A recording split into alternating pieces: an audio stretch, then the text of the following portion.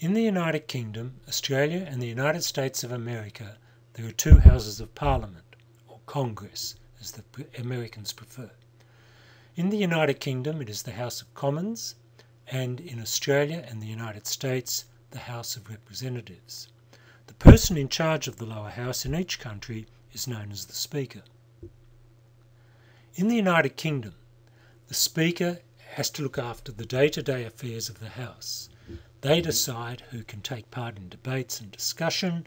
They make sure that people behave themselves and deal with those who do not. In Australia, it's very much the same arrangement.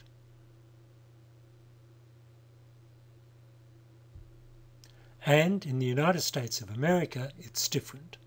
Not only is the Speaker the person in charge of the House of Representatives, but he or she is also second in line to become President of the United States.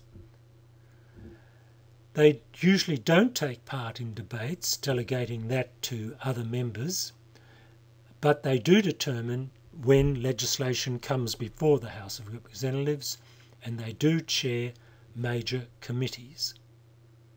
Oh, sorry, it's not Peter Slipper in Australia anymore, is it? It's Anna Burke, and she's going to be sitting in that chair indefinitely.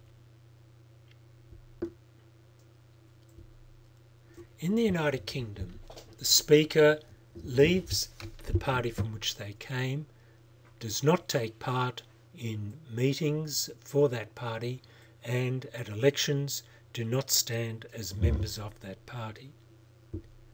In Australia, the Speaker is the nominee of the government party and usually stays on as a member of that party.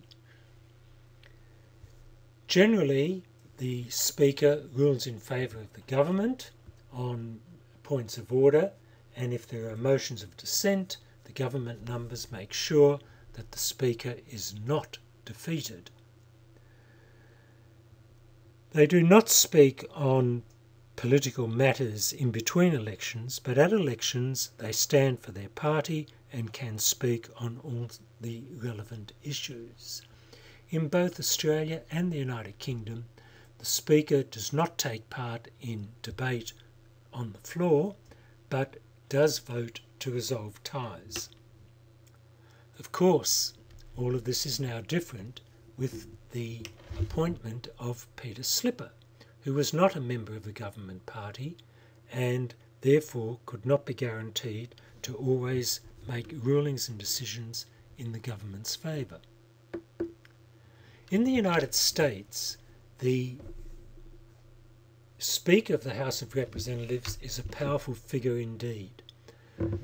He or she is the head of the majority party, outranking any other member of the House of Representatives.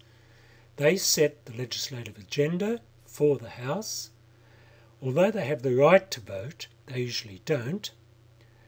And if the President of the United States is from a party other than theirs, they are usually seen as the highest ranking member of the opposition and usually the chief opponent of the President's agenda. For example, Tip O'Neill versus Ronald Reagan. They look quite happy there, but they did have some tough arguments. Newt Gingrich, who gave Bill Clinton a very tough time indeed, particularly over the woman with whom Bill Clinton never had any sex. And Nancy Pelosi, a tough speaker who made life uncomfortable for George W. Bush. And now we have John Boehner and Barack Obama, who are often at loggerheads over a whole range of issues.